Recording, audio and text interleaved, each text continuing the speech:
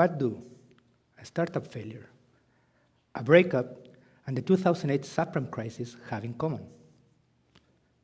They may seem unrelated, but they're not.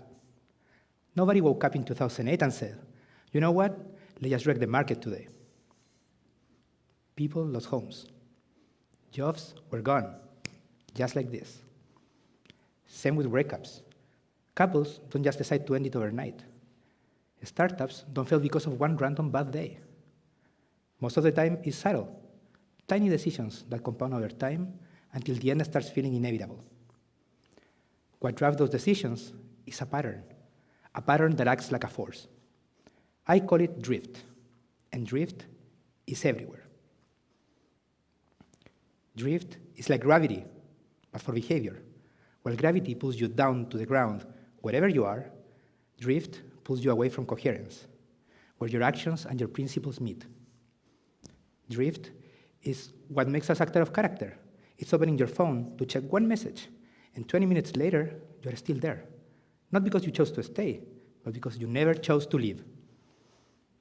Drift is why we can wake up one day and realize we are living a life we didn't choose. I know it firsthand. In college, my first startup failed. My first real relationship fell apart. And for the first time, I didn't know what to do. So I stopped choosing. I numbed out. I neglected my studies, my mental health, and myself, just enough to avoid feeling it.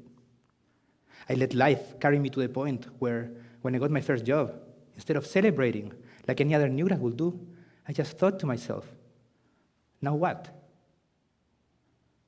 Later, I moved to the US and built a life. From the outside, it looked like progress. I remember my dad asking me if I was happy with my achievements. Achievements? What achievements? The answer came out automatically.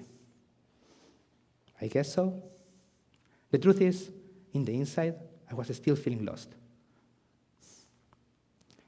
Then, I became a dad. And with all the love and excitement came a question I wasn't prepared for. What if I'm not a good dad? That was not a passing thought. It was the type of thought that keeps you up at night, because I was looking at this tiny person that was going to learn how to live by watching me, while I was still going through the motions. That fear changed everything.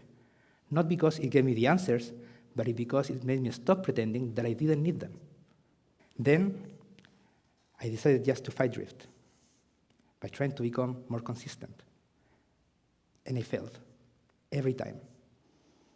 Until one day, something clicked. Drift is the default. It's not a sign that there's something wrong with you. It's just what happens. After that realization, I started looking at things differently. I stopped treating drift like a failure, and I started treating it like data.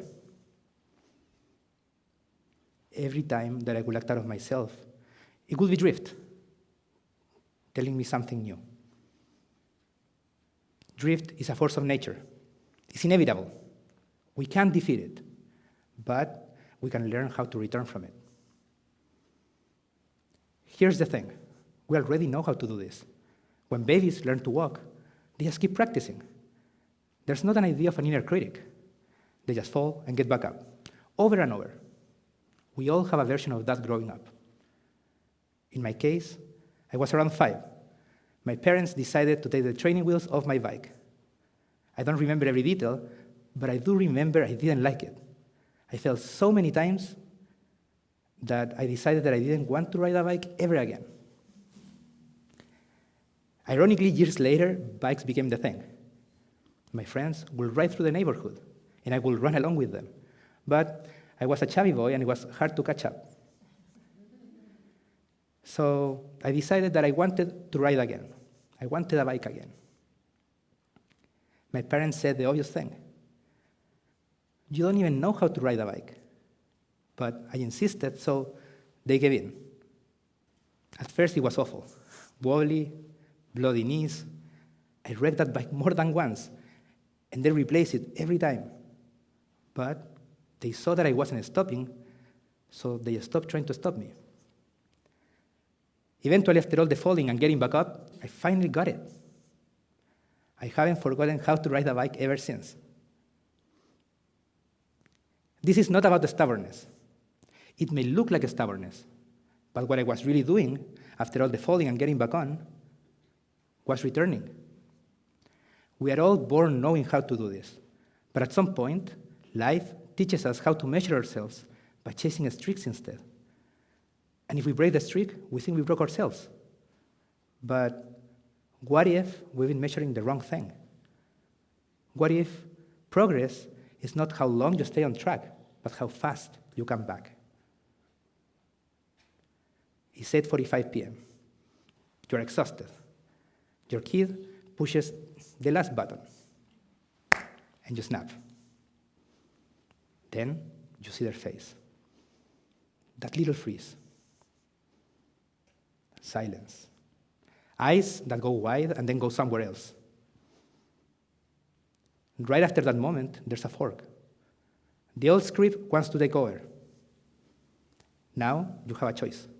You can go back before bedtime, get on their level, and say, I shouldn't have talked to you like that. I'm sorry. That return, that repair, that's the skill. And how fast you close that gap between the snap and the repair, that's how you measure it. That's what I call comeback speed.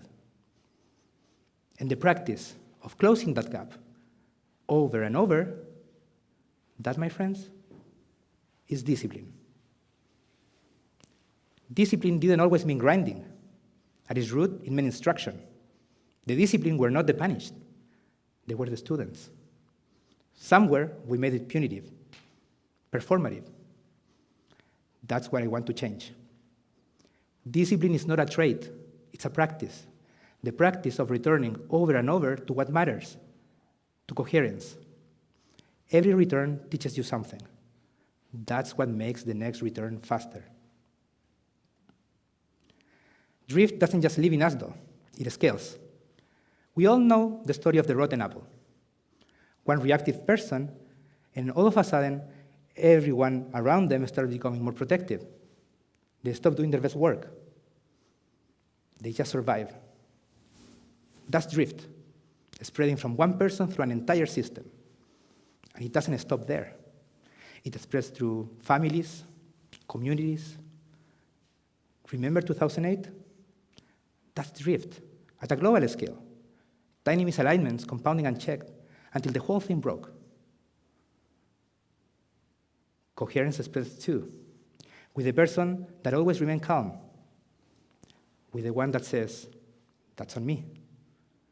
The whole room shifts, not because someone demanded it, but because someone modeled it.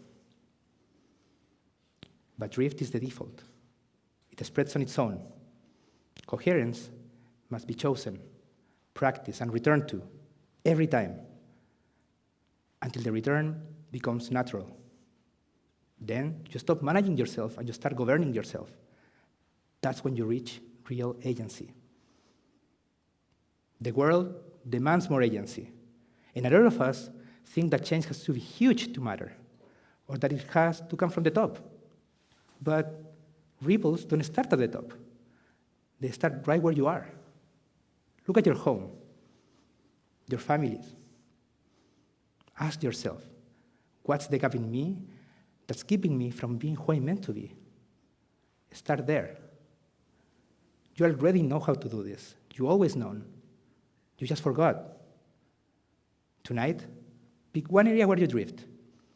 Practice one return. Reduce the gap. Drift is the default. The return is the skill. Comeback speed is how you measure it. The question is, are you going to drift or are you going to return? The choice is yours. Thank you.